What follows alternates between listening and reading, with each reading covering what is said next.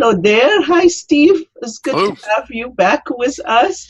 I'm so glad. I want to do this video for so long, and time keep rushing, speeding on me. And I just want to remind everybody that we did a video before about the Enneagrams, and we're going to continue with self-discovery. In my video this morning, I did remind everybody too that we're doing this today. So I hope some people looking out for it. Good. Okay, well, good to have you with us today. Yeah. So we're gonna take the Enneagrams to a different level and talk more about self-discovery and tap it up with different things. And Well, the reason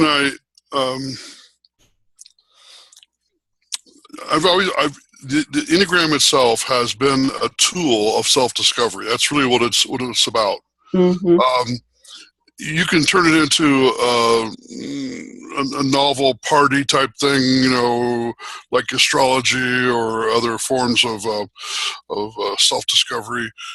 But there is some real deep value in understanding who you are, and not just through the Enneagram, but through any other form of self-discovery. Just a walk in nature itself, and observing, where your mind goes when you do your meditations. Those are all little increments of understanding who we are, and when people are put into a stressful situation, when they come out the other side, they always seem to learn a lot more about themselves, Mm-hmm. and so there's value in that too. So what I encourage people to do is to do self-discovery. In other words, make it an effort, make it an actual exercise as to part of who you are in your purpose. Because the more we understand ourselves, the better we understand who we are, our purpose, and what's going on in the world around us. That's true. The world has a tendency to make us focus on what's out here and less on what's going on inside. And what we end up doing is we end up reacting to what's happening out here. And so most people, unless they've done some degree of self-discovery, that's all they do. It's just all a matter of reaction to what's going on in the world around them. And that's really backwards, because the truth of it is we're actually creating all this out here. Collectively, me and you and everybody else, we're all creating this out here, but it is a product coming from within us. And the more we understand who we are, we get to make better choices to what it is that we're creating. We don't seem to understand that we have the power to manifest the type of world that we live in. I always start off with telling people, either you're a human having a spiritual experience, or you're a spiritual being having a human experience. Mm-hmm. And if we are this spiritual being having a human experience, doesn't that tell us something about the amount of control that we have, or the ability to manifest what it is that we want? So the next question is, what is our purpose? What is our assignments? And then I find that the key to our assignments are within our self-discovery, because everything that we need is within us. Everything we need. We just don't have the tendency to take the time or the know-how to go in and to figure out who we are. And the Enneagram has been one of the tools that I've used. But as I said, there are other forms of tools that you can use for your own self-discovery. Meditation alone, which I strongly encourage everyone to do. And you have to learn how to do it, and to do it effectively, so that, and there is no one way and wrong way of doing meditation. It's basically an exercise of quieting the mind and allowing yourself to connect inside, because the mind it really has a lot of fun distracting us, And so if we can learn how to quiet the mind, then we can learn how to connect. I am, this cough kicked in on me. Yep. Oh my gosh, excuse me. I just came up from the doctor with this cold that I can't get rid of. Yes. Um, There you go, right there. There's something to be said about that, because our body responds to the vibration in which we're experiencing life at, and that's why if we can do a self-discovery and raise our vibration, we're less likely to let the environment and things around us affect us. You are right. You are so right. At the same time, we also know that when we do have conflict and stress within our life, it's there for a reason. So we have to take a look at it as to why it's there, and say, okay, what is it that I need to be seeing and I'm not seeing right now? And that is too is part of self-discovery. I know that there are people who go through lengthy illnesses to go through a period of self-discovery about me. They need to refocus on what it is they've been focusing on, and letting the stress and things around the environment affect them. And how is it you deal with it? Do you react to it, or do you see what it is and transform it into something else and raise your vibration? You know, it's true what you say, and the thing is, to get to that point is the hard part for many people. And I meet a lot of people, they have no clue what meditation is all about. They have no clue how to relax themselves. They have no clue what it means to know themselves. They think they know themselves, but when you listen to them, it's really, you know. And lately I've been on a really much deeper journey in discovering myself. Now, I've been on this journey for a few years, I'll say 8-9 years now. And now I'm even getting deeper and deeper. Mm-hmm. I'm finding things about me that I'm learning about me more, Mm-hmm. And I spoke about that earlier this morning in my new weekly video. The thing is, let's say somebody is not there yet. I say, let's start with meditation and learn to relax and learn to just sit and be. This is the first thing I advise my clients. Just meditate. Take 5 minutes, no more than that. Learn to sit down quietly, and things will flow after that. What is it to you? You think the best thing for people to start to do?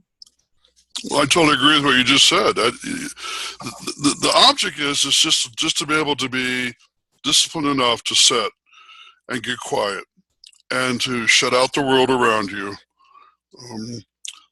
Let the noise out there disappear, and then you have to deal with the noise in your head, Mm-hmm. and which everybody is aware of. Mm-hmm. In true meditation, there comes a point when you can actually let that noise in your head, the volume comes down, Mm-hmm. and you don't hear it anymore either. But that takes a while to do that, because most people only know the noise within their head. They don't know that there is another level of communication that's going on in the higher levels of awareness. Mm-hmm. And that's what meditation gives us. But so let's talk a little bit about that. And so when we go into a meditation and you're just getting quiet and you're learning how to let go of the noise within your head, there's the conversations that want to start up, and your ego has a way of, you got to remember to do this, and what about that? And then you start saying, I got to worry about this, and every time you start to go down one of those paths, you have to ask yourself at that moment, do I want to continue this conversation in my head, or do I want to give it time or back up? And so, okay, back up, center myself. Okay, that is not important to me right now. Let it go. So, but you're right. Starting off with the 5 minutes or maybe even 10 minutes of doing just that is the beginning of this self-discovery, because the more you can do that, the more you become acquainted as to how it is your mind and your thought patterns gravitate and move. Eventually, you want to get yourself to a point where you're able to, like I say, quiet down, turn the volume down on that noise in your head, and all of a sudden there appears this voice of your higher self. And it is your true self, and that voice is constantly speaking to you, but we just don't hear it. And that voice is able to reveal to you everything about yourself that you need to know. So that is what we're really looking for, and it understands you, and it understands the parts of you, and it loves you. It does not judge. There's no judgment. That voice comes from a pure source of consciousness, of love, joy, peace. So maybe the reason I bring that up is so that people can understand. If they're hearing voices or thoughts patterns in their head that are judgmental or express guilt upon them, I'm going to tell you right now, that is not your higher self. That is still the ego dealing with its own frustrations and the anger and the conflict and the drama that we all experience in life. So.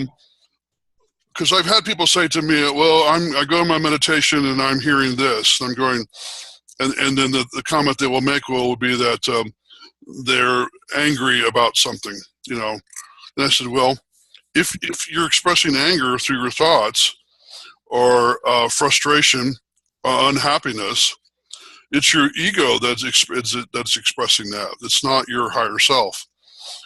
You want to be able to connect with your higher self so that you can hear pure joy and peace. Now, how do you do that? That's not always easy to do, because you can't say, okay, I'm going to stop listening to that voice. So you can say, okay, first you have to be able to identify it and be able to let it have its place. In other words, I'm not trying to say shut it down, because you cannot really shut it down. You just turn the volume level down, because it wants to play the same tapes over and over and over again. It keeps saying the same thing about you. Something from your past that you picked up, or you're not smart enough, or you're not good enough, you're not worthy. And if you find yourself playing those same tapes over and over in your head again, that's the ego. You got to turn that volume down. Now, you may ask yourself, when you realize that this is what's happening, why is it happening? Why is it I keep saying to myself, I could never do that? Why do I say that? Because that's not really true. Or is it true? Why is it, if I can't accomplish some new task or take on a new job of some sort, why is it there's something within my mind that says me I can't do it? Obviously, it's something from part of your ego that is being critical or feeling unworthy, or whatever form of obstacle that you've created to block you from receiving that new job or a new opportunity, whatever it may be, or a new relationship. Well, a lot of people, they don't go into new relationships because they don't trust themselves because of a bad relationship they had before. I agree with you, but when people are just starting, the only reason I got open up to all this is one moment of awareness that just boom, opened my mind. And I'm like, wow, I was like a dry sponge, and I just want to learn. I want to learn. And meditation, and it's not easy in the beginning. This is why so many people come and say, well, I'm trying to meditate, but it is not happening, and I cannot sit still for more than 2-3 minutes. Well, okay, try 2-3 minutes. Let's make it 5 minutes. The thing is, what I think the most important part is not the desire. I talk about this morning too. It's the willingness. There is a will. Am I willing to take myself much higher than my imagination? Am I willing? If I am not willing, if I just have the desire with no will, I'm not going to go nowhere. So the will is what make us really be persistent to get there. And not gonna happen right away. You got to give yourself the time, and you got to know that it is you've been programmed totally differently, and you reprogramming yourself. The thing is, you have to give yourself time to be aware of the difference of your emotions. Most of the time, people are not aware. They still have the blah blah blah blah going on. And it takes time to really feel, oh, it feels so good when I meditate. I want to meditate longer. There are times in the morning I'll come and sit in meditation, half hour go, and I have to get out of it because I need to get up and go to work, you know? And but once you get to that point, it feels so good. You cannot pass the day without it, and then you will find the effect it has on you for the rest of the day. Nothing matter anymore. You know, certain things that used to matter get you upset. Somebody cross you on the road and you used to cuss and curse and blow your horn. It doesn't matter no more. You feel like your whole self is just like, oh, it's so peaceful. Okay, go ahead. Go ahead. One time at the toll, I stopped and I gave money to the woman. I said, let the other 3 cars behind me pass. I'm paying for them. And I said, let's hope they learn something, you know? And then I looked at the guy behind me who had a BMW, and I'm thinking, I have a Toyota and he has a BMW. I paid for him. So hopefully he will think about this, you know? But you start to think differently. You start to want to be peaceful, and you start to want to learn more. Something come up on you that make you willing to change. And again, I desire to learn to meditate. It's an object. I desire to have a car. I desire to have a big meal. I desire to do this and do that. Is only object. Is the willingness to be able to carry myself to that level, to that place, you know, to look way beyond the stars and beyond the sky, you know. But then in the Enneagram, I'm a tree. And if I look at it anyway differently, I'm disappointed with myself. Right. So when you find somebody that's a 4 and they're so easy to fall back, what is the easiest way for that person to have their willingness more stronger than their desire? Well, regarding the Enneagram, when you know who you are to the Enneagram, it's going to raise your vibration and your awareness to a higher level, because you're understanding the energy patterns that you've adapted when you came into this world. So when you have that revelation and you understand who you are and why it is that you're so compelled to go this way and that way when you're under stress, or if you're under being secure, or if, you know, dealing with your own fears or whatever it is, each person is a little bit differently in the Enneagram. There are 9 different types. Once you understand yourself, it's almost as if you give yourself more breathing room. Mm-hmm. To be able to express yourself, and you make better choices because you say, okay, this is my natural pattern when I'm feeling stressed to act out and go this direction. But you say, do I still want to continue to do that? Because that's a choice, and that's the neat thing about the Enneagram. Now, when it comes to dealing with other people, if you know, when you know who you are and you're in the Enneagram, you get to decide here again whether or not you want to use your patience and your kindness and being gentle with yourself, be the same way with them. And obviously, if you're in a relationship with this person and you may know what their Enneagram type is, it will allow you to expand your understanding much further. So, for example, when I was married, or in any relationships I've been in, be it intimately or just friendships or work-wise, when I know what their Enneagram type is and they begin to act out their emotions or their thoughts, I can understand why it is that they do that, because I understand their Enneagram type. So it does empower you to give people more breathing room, not only for yourself, but for them too. And it makes life much easier when you understand the Enneagram. But it's the same thing with any level of awareness. When we begin to awaken to who our true self and realize, no, that is my ego that's speaking, and I back up and I say, I'm sorry, I just said that. That's not what I wanted to say. This is really what I wanted to say. And you get the choice. And some people say, well, you already said it now. Well, but I'm telling you right now, when I recognized it in this now moment that I have said what I've said, it didn't feel good. I know it didn't feel good to you, or whatever it may be. And I can say, I want to back up and I want to say, here's what I really want to say. Those little moments are very powerful. And I don't believe in the theory, well, you've already said it, you've already done the damage. Well, that's true. The words have gone out. You did manifest that energy. But that doesn't keep me from backing up and stating the fact that was not my better choice, and for me to state what I wanted to say or feel. So if you find yourself in that situation, be aware. Here again, raising your level of awareness. Usually I see my own patterns. I'm looking back, and I'm saying, I know how I've acted out in the past.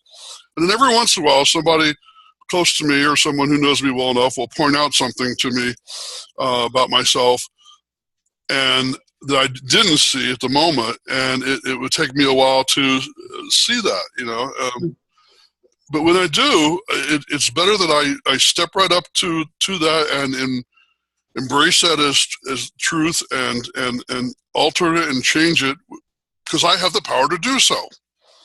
For example, my 8 type on the Enneagrams, we have a tendency to want to control,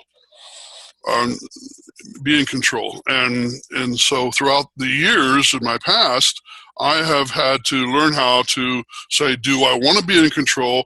Why do I want to be in control? And how is it that I can learn to let go of being in control and still be at peace and still be me? Right. So that's been very, very powerful for me. And sometimes people have to help me point that out to me. And I welcome my friends and family to point it out to me if they understand what I'm saying. Of course, they can sometimes use that against you too. See, you're being in control again. You got that problem of control. You're doing it again to me. I felt it just now. I'm going, okay. I didn't mean to do that. So we do have to learn to love one another, even despite, because the Enneagram can be like a sword. It is a sword, and it can cut you and injure you, or using the truth behind the Enneagram, or you can use it to, like surgery, and remove the parts of you don't want to. So the sword can be both good and healthy, Yes, I agree with that. That's awesome. And you said in the beginning, once you start to learn more about yourself and heal and kind of become aware of the things that you're doing and how you probably hurting others, or words that come out of your mouth that's not right, or whatever you're doing that can hurt somebody else. I just acknowledged that yesterday with a patient. Actually, she asked me, how your kids doing, how your son doing, and is he in college now? Did he finish high school? Yeah, he got into college, but my son decided he doesn't want to continue with college. And maybe it is momentarily, maybe not. But I have to say, I'm so proud of myself, because a few years back, I would have gone crazy. How can you go without education? How can you really survive in this world without education? How are you going to make money? How are you going to raise a family? How this, how that? And, I didn't even, I said, why not? He said, I don't feel like it right now. I said, okay. and I have to give him the space to really find himself. He doesn't know what he wants, and before I would have reacted really fast, just like I was taught, you have to, you must. And I had to stop and back off because I used that with my other kids long time ago. And I Well, had to learn to back off of that lately from him and them, because I'm growing, I'm learning about myself more. mhm, So I know where are my mistakes now and what I did. And I am not going to be stuck in that paradigm that I grew up with. mhm, You know what? At the end, we all gonna drop dead, and who care if you had an education or not? Who mhm. care? As life is gonna go on. So I learned to leave the space open for them to realize what is it do I wanna do, and if I have something good to say it, and if I don't, to shut up. And I don't even have to worry about controlling myself anymore because I practiced it enough lately that it just happened. Well, as a 3 type, I think you have learned to not enforce your 3 um, personality traits upon other people. Hmm. For example, the 3 type is very concerned about image, and having an education is part of that whole thing. Being able to say, well, I have the ability to do this because I have an education, and so instead of worrying about how other people, your family included, is going to make you look, you learn to let go of that and say, okay, this is a choice that you get to make. That this is my preference for you, but it's your life to live, and you have to learn to let go. Right, right. I had to learn to let go and leave the space open. It is okay. What is gonna happen? It is okay. And I am not so concerned with my image as much as I used to neither. Yeah, So it got to a point, the more you discover yourself, the more you let go of things that yeah. you learn to you become more aware, and you just drop things that's not important anymore. That's a good example of the power of the Enneagram and how it can help us. Very much so, yeah. And just like I Yeah. was referring to about my control issue, and my 8 type also, I've had to deal with pride a lot. We 8 types see ourselves as being very strong, so pride becomes a big issue, and I'm still dealing with levels of pride in my life right now. I have on my office here on the wall, I put things up here on the wall to remind myself to work on certain things. Um, and it's making a difference. It does, because as you begin to go through this awakening within you, and you open up to your higher self through the meditation, and you become more aware of who you are, and you begin to know that voice that's loving you, you open yourself up to make these transformations you want to make, and you can make huge leaps. The progress can be very quick, very fast, and that's why we're here helping each other. That's why we're having this conversation. That's why we do the life coaching that we do. It's important to reach out and to get help. When you're stuck and you don't know what to do, that's the value behind it, because it will change your life when you open yourself up to this. You'll be more successful, much happier. That's the most important thing right there, is being. That is true. Much happier is so important, because I come to a point where I feel I'm just happy. I'm just happy. There is nothing gonna bother me, and I don't need anything else to make me happy anymore. It doesn't matter. The people will say, why don't you go out? Why don't you do this? I don't need to do all this, because I'm happy. Where I am, I'm very happy. Mhm. And if something come along that's different and I'm okay with it, it is fine. And if it is not, it is not. Mhm. You That's know? right. But it is that I think that's what trigger people. And if somebody is unhappy, um, uh, I have this lady the other day sent me a nasty message on Facebook, that I'm following the devil because I'm doing these videos and the coaching, and I'm using the coffee cup to promote things, and I'm thinking, oh my goodness, how could she even think this way? But then when you are happy and it shows, people do. If you're not happy, you are gonna react, you know. And so for me, life is great. It is awesome, and I'm gonna leave the camera to you for a second, and Okay. go ahead and keep talking because if Okay. I switch to you, let me open the door. When it comes to measuring our level of awareness, happiness is probably the one thing that I use to measure that. So I ask people, I say, how much of your awakened life do you feel like you really are in a happy place? If you're living, 40% of your awakened time in pure happiness and joy, then you know you're doing well. But you can raise it to 60%. You can raise it up to 80% of your Right, awakened right. time, so that because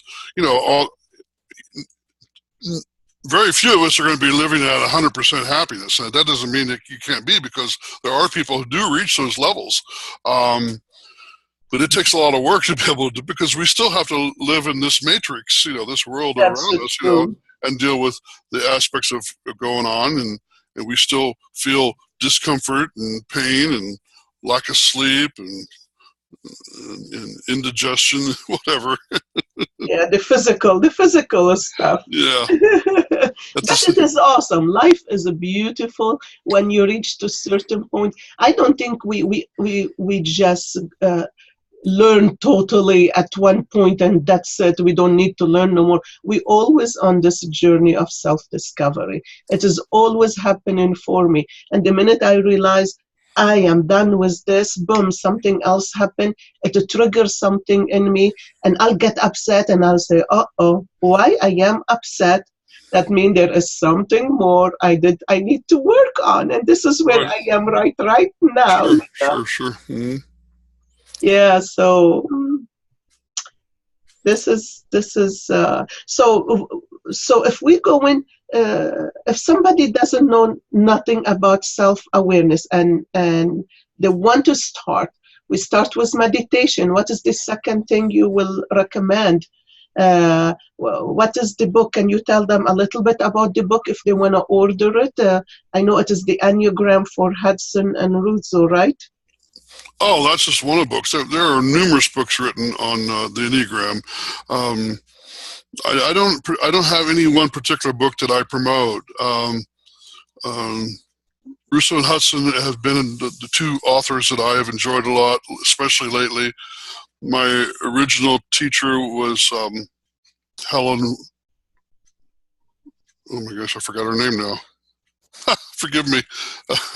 Maybe it'll come to me later. I was just watching a video by her. Hang on a second. Let me pull it up here. Oh no, I already shut it out. So anyway, That's okay. I'm surprised I forgot her name. Anyway, but the point I'm making is that I don't promote any one particular book.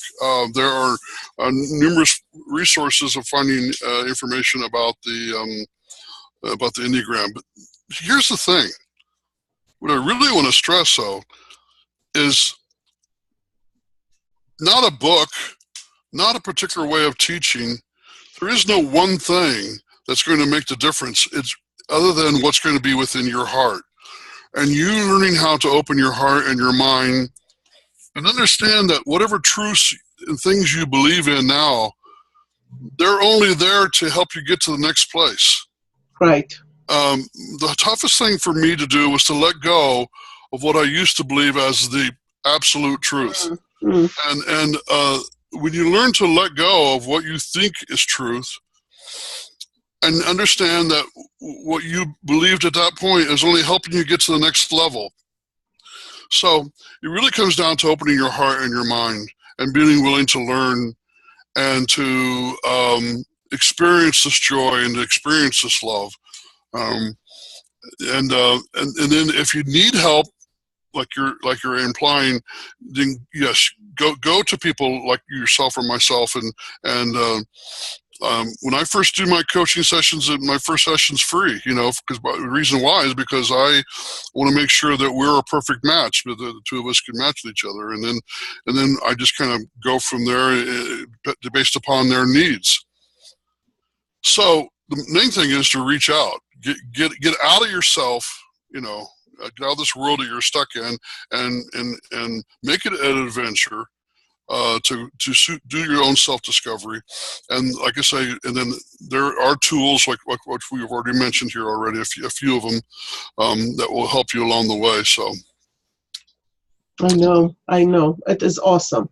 Life is good. yeah, no, I do have my website. People can go to my website called ascensionconsciousness.com, and I do have a questionnaire on there and some things that they can do to get them started.